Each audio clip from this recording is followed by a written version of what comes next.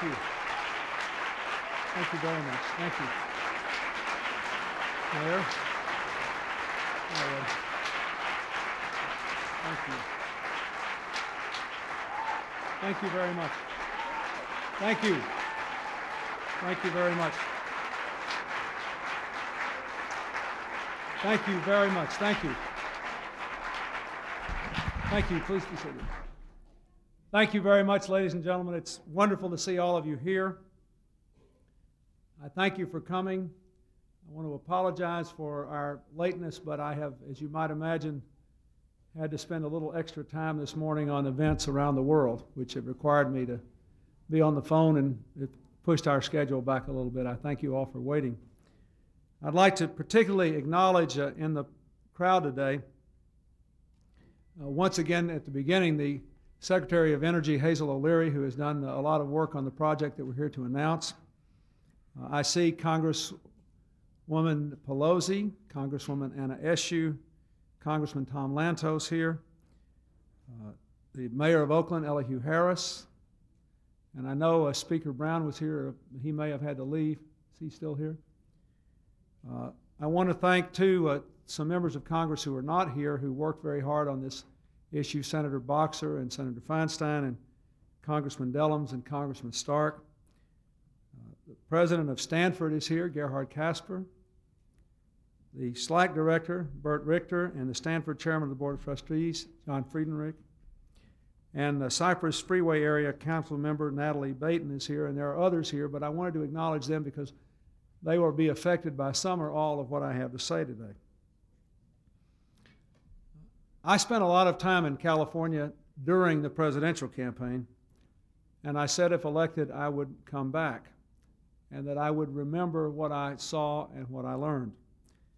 This is my 6th trip to California as president. And around those visits, many members of my administration have come here. Today, along with the Secretary of Energy, the Secretary of Labor, Bob Reich, is also here. We have tried to work together in what has been an unprecedented effort, coordinated by the Secretary of Commerce, Ron Brown, to develop a strategy to revitalize the California economy. We have tried to continue to study what the problems are and what the opportunities are, given the difficulties of the federal budget. We can't underestimate the problems of this state. Its unemployment rate is about 3% above the national average. About 25% of the total unemployed people in America are in this state, even though the state only has 12% of the nation's population. Many of the people who are out of work in California are people who helped to build the economic engine of America, people who worked in high-tech industries, people who worked in defense industries, people with very high levels of skills and major contributions to make to our future. It is clear to me that the economy of this nation cannot recover unless the economy of this state recovers.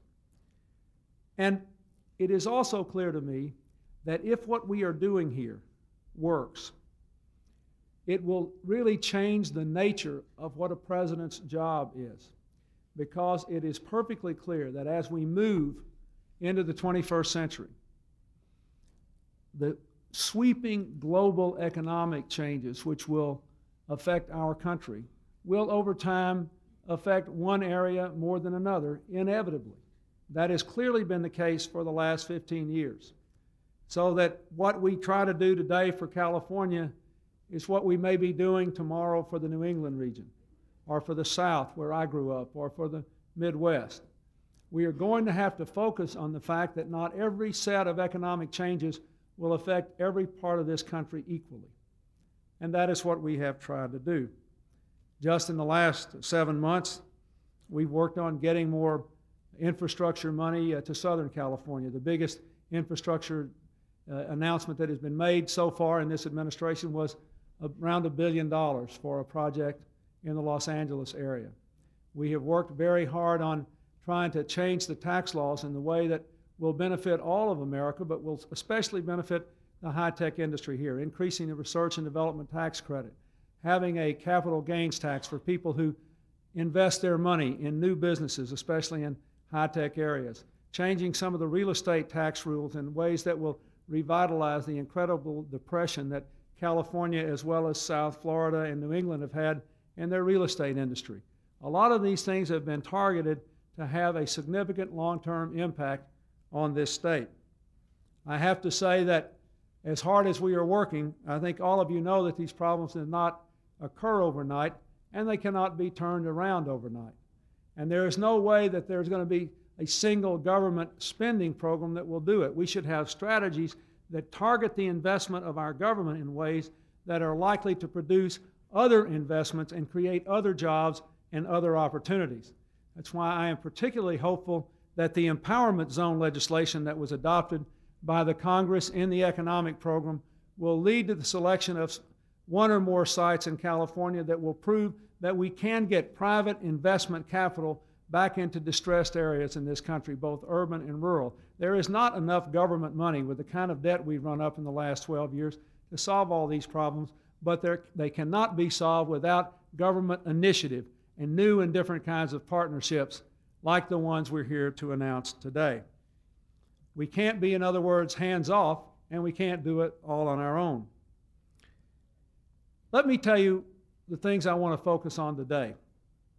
And I want to tie them to some things that we've announced in the last week or so that will affect this economy. It's been said that you can't create genius, all you can do is nurture it. Among the many blessings this state has is a scientific and engineering genius and a high-tech infrastructure to support it. Instead of nurturing it for the last several years, we have been denurturing it because you've seen all these defense cuts since 1987 with no offsetting conversion strategy. When I became president, I found a law on the books that the Congress passed in 1992 with my strong support as a presidential candidate to allocate $500 million, finally, 5 years too late, but finally, to defense conversion. Not a penny of it had been spent because of the ideological opposition of the previous administration. We are releasing the money for defense conversion. That's important. It has to be done. We have to find ways for all the people who won the Cold War to help to win the aftermath. And we have waited too long to begin. There is a lot of that genius in California that is being inadequately used today. If nurtured, it will help to bring about not only an economic turnaround for California, but for the entire nation. Now, that is the background to what leads to the first announcement. Today, the Secretary of Energy, Hazel O'Leary, who's here, and my science advisor, Jack Gibbons, have given me their recommendation for the site of a major science project known by the deceptively simple name of the bee factory. Doesn't have anything to do with honey. The importance of the bee factory, however, is literally universal. It may give us critical answers on how the stars, the planets, and the heavens came to be. After much study and serious comparison of all proposals, the Secretary and Mr. Gibbons have recommended that the bee factory go to the Stanford Linear Accelerator Center.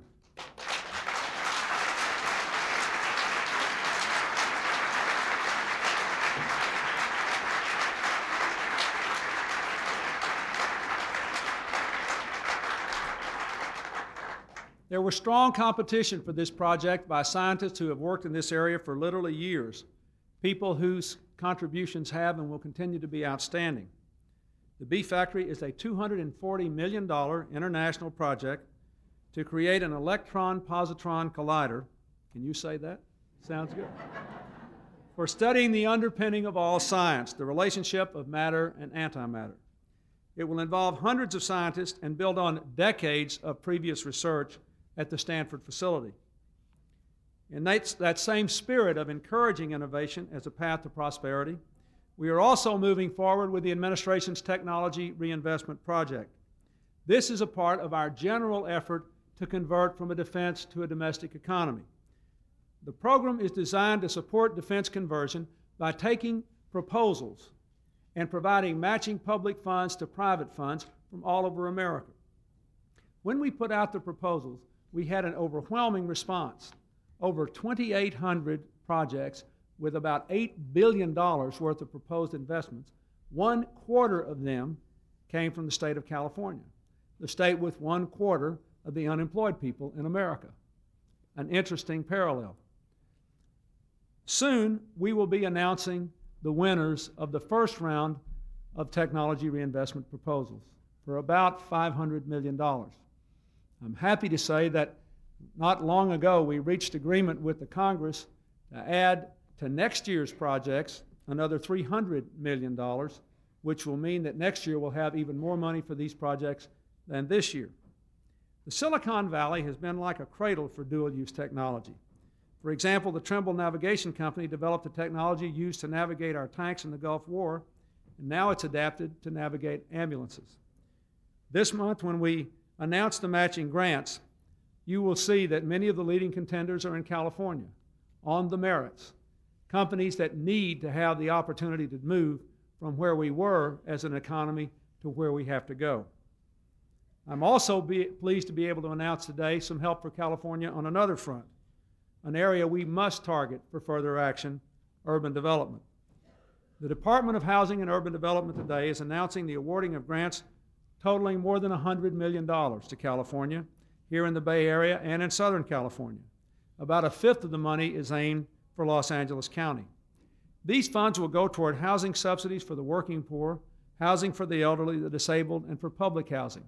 This country has not had a housing policy in a dozen years, and that's one reason in the last dozen years we have seen an explosion of homelessness. So this is part of our effort not only to encourage more investment, but also to restore the fabric of community in every city in this country. It is part of economic recovery. It's also a part of redefining who we are as a people. I want to pay a special word of compliment to the HUD Secretary, Henry Cisneros, in his absence here today. We are desperately trying to find some solutions to the very complex problem of homelessness. And we are also trying to use our nation's capital to prove that we can not only find ways to move people off the streets, but to move them from the permanent population of the homeless that has grown at such an alarming rate in our nation over the last few years. The severity of the economic problems here is very significant, but I hope all of you still believe that it's not as significant as the potential for renewed greatness. We have to help California rebuild in ways that are mental and ways that are physical. Today I've asked Congress, in addition to the things I mentioned above, to provide an additional $315 million to the Department of Transportation to complete repairs to the Cypress Freeway, which was destroyed by the earthquake in 1989.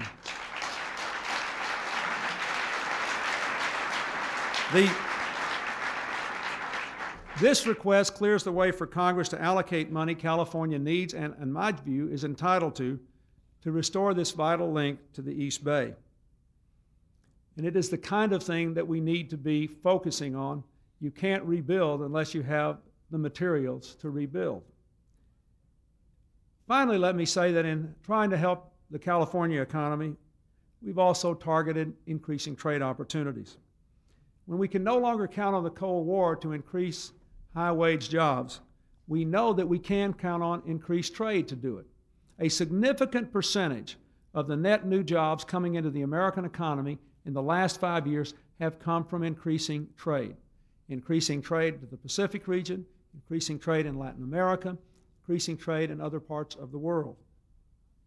That's why I believe we should have a new general agreement on tariffs and trade, which lowers the tariffs, especially that all the advanced countries apply on manufacturing products, and why I have fought so hard to persuade the Congress to adopt the North American Free Trade Agreement. I just had an interesting encounter with my friends at the AFL-CIO, who, as you know, have an opposite position, in which I made the following argument, which I will make again. The objections to NAFTA are basically objections to the system that has existed for the last 12 years. Being able to go down just across the border, set up a plant, have lower wages, lower environmental costs, export back into America with no tariffs. The question the American people should be asking is, if we adopt this trade agreement, will it make it better or worse? It will plainly make it better. We will raise environmental and labor costs across the border. We will lower requirements to produce things sold in Mexico. We will lower their tariffs, which are 2.5 times as high as ours. They already are the second biggest purchasers of American goods, and California will be the biggest beneficiary of increased trade both to the Pacific and to Mexico or to the rest of Latin America, with the possible exception of Texas in the Mexican case. You must be first or second in any economic scenario.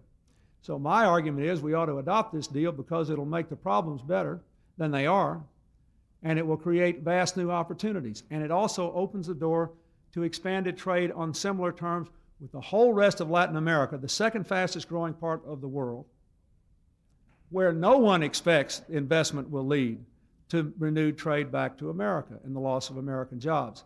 This is a job winner and an economic opportunity for America. But there are other things we can do as well, and I want to emphasize them, if I might. Last week, I announced two projects which I think can really help this state. The first is an effort by the automakers and the UAW and all the government labs to triple the fuel efficiency of American cars by the end of the decade. That could create hundreds of thousands of new environmentally based jobs. The second is the most sweeping revision of our export control laws in my lifetime. We have swept away limitations on the export of American computers, supercomputers, and telecommunications equipment, comprising 70% of all that equipment produced in America. A potential of $37 billion worth of production now eligible for export all over the world without increasing the dangers of proliferation. This will have an incredible impact in the state of California. It needed to be done before, but we finally got it done. Every single high-tech executive with whom I have talked, and we've developed this policy in cooperation with a lot of people from your state, including people in this room today, and every one of them believes this means a huge economic boost for this state, a huge economic boost for our country, and more jobs, the kind of good jobs that we desperately need. Companies like Hewlett-Packard and Sun Microsystems and Silicon Graphics have all said explicitly this policy means more jobs for California and therefore a better American economy. So this summarizes where we are. Are we done? No. Have miracles occurred? No. Are we making progress? You bet we are. Is there any precedent for this kind of effort directed toward a single state or a single region? No, but I want this to set a precedent for my presidency and other presidents to do the same thing when other regions are troubled. We have got to bring this national economy back, bringing down the deficit, keeping interest rates low, adopting sensible policies that help everybody. That's important. But we also have to focus on the real problems, whether they're in California or Florida or New England or the Midwest or the South. We have to do it. And that is what today is all about. I wish you well with the beef factory. I want you to fix the roads. But most important, I want you to create new jobs with the economic opportunities we are committed to providing. Thank you, good luck, and let's keep working.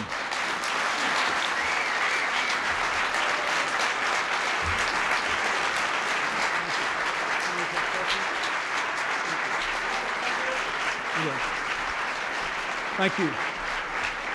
Thank you. You all wait for me, okay? I want to come out and shake hands and meet the children. You all stand right there, but I have to take a couple of questions from the press because of all the events that are unfolding today. So just you will get to watch a mini press conference here. We'll do it. Yes, Jim, go ahead.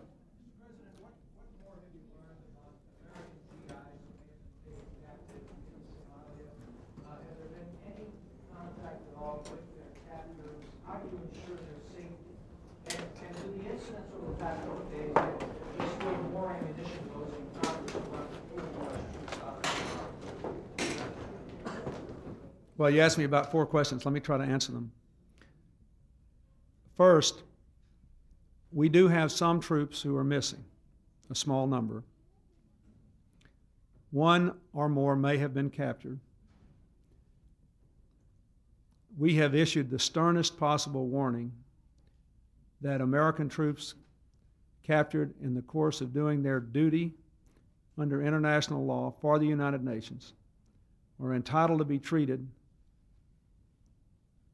with all the respect accorded to such troops under international law, which means not only no physical abuse, but adequate medicine, food, housing, and access to personal contact by international inspectors.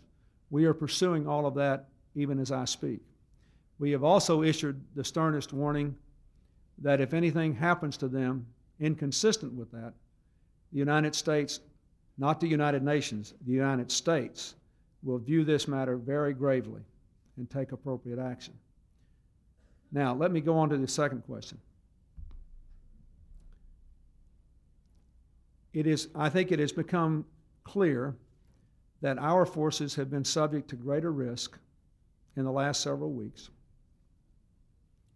by the coincidence of two developments. One is the drawdown of American forces.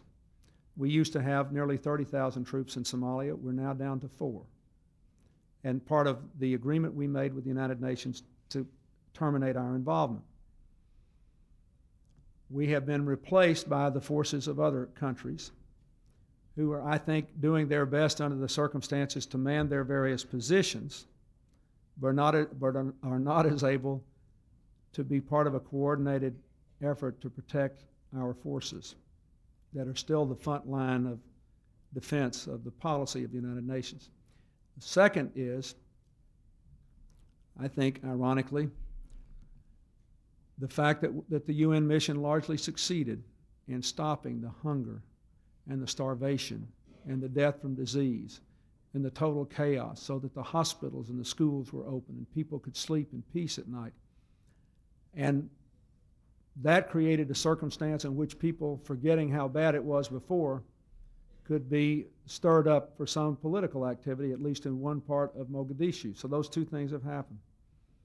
What we have done our best to do is to actually enforce the law against people who committed murder and try to continue our timetable to withdraw and get other forces in without doing anything that would let the country revert to the system of anarchy and chaos that existed before we got there. I have no reason to believe that a majority of the Somalis really want to go back to the way it was. In fact, all the evidence we have is just to the contrary. So I can't give you any other answer than that today. I do not want to do anything which would imperil the fundamental success of one of the most successful humanitarian missions we've seen in a long time. But what I did, all I have done today is to, first of all, authorize the replacement of those people who are entitled to come home, who've done more than their fair share of the Somali peacekeeping, and to authorize a few more troops with armored capacity so that we can do a better job of protecting the people who are there while they're there, as long as they are there. Since that is very important to me. I am not satisfied that we're doing everything we can to protect the young Americans that are putting their lives on the line so that hundreds of thousands, literally hundreds of thousands of Somalis can stay alive who would not otherwise be alive as part of the UN mission. I will have more to say about this in the next few days. I'm going, as soon as I leave here, immediately to Los Angeles, where I will spend a few more hours working on this during the day. And then tomorrow, when I get back to Washington, we're going to spend several more hours on it. So I will have more to say about this in the next 48 hours, but I think that's all I should say at this time. President, on Russia, can you tell us, given the fact that President Wilson had to use force to put this down, are you concerned that you may have embraced him a little more tightly than you wish? Absolutely not. Absolutely not. What choice did he have? The truth is, he bent over backwards to avoid using force, and as a result, as the only person who's ever been elected to anything by all the people of Russia, he and his forces were abused very badly. I mean, if you look at what happened, they broke through a police line that was not as well armed as the opponents, and not as willing to use force as the opponents, and things got out of hand. And I don't see that he had any choice once the circumstances deteriorated to the point that they did. That the government did not start the rioting or the shooting or the violence. If such a thing happened in the United States, you would expect me to take tough action against it as the only person who's been elected by the people of this country. And he did that. As long as he goes forward with a new constitution, genuinely democratic elections for the parliament, genuinely democratic elections for the president, then he is doing what he said he would do. I'm still convinced the United States did the right thing. Yes? Yeah. Well, if you dismiss the Congress, as Hilton did, I think there'd be quite a different situation in the United States, even though it's a different kind of Congress and a different kind of law. But the question I have, President, is Senator Sam Nunn yesterday on television said that the United States and the policies of the IMF may have been partly responsible for the economic situation developing in Soviet Union with Russia. That is, the privatization may create unemployment of 20 to 30% if the shock treatment of the Geiger government is imposed on the Russian people. And what I wanted to know from you is, what is the economic solution which is driving people in Russia to feel that their problems are not being resolved by the introduction of the market economy? Well, the United States, all Sam Nunn said was what we've said several times, which is we don't always agree that the IMF's policies are good for a country like Russia. That's been the United States' position. We pushed the IMF quite vigorously about it. So, but all these old command and control economies are having trouble making the transition. Even East Germany, that had the phenomenal good fortune to be integrated with the German economy and to get literally untold billions of dollars not available to Russia, not available to Poland, not available to Hungary, not available to any of these countries, is having difficulty. And they're going to have to sort through exactly how they want to do it and what they want to do. Meanwhile, we're doing what we can to support programs and policies that will reduce unemployment in Russia, not increase it, and that will give us the opportunity to help them develop their resources in ways that will put people to work. But what Senator Nunn said about the IMF is no more than I have said on several occasions. We don't tell these people exactly what they should do or how they should do it, and we don't think the IMF is always right in trying to apply very strict standards to them that may make their economic problems worse. But after all, there is no real precedent for this. We've got all these ex-communist countries that are doing their best trying to make it as democracies and try to develop some sort of modified market economy, and we're going to do our best to help them. And I think it's still a whole lot better, and the world's a whole lot better off today that we're worrying about this problem instead of whether the Soviet Union will drop a nuclear weapon somewhere or cause some international crisis somewhere. After all, there are always problems in the world, and there will be as long as we're on this planet. I'd rather have this set of problems than the problems we might have had if the Berlin Wall hadn't fallen. Thank you very much.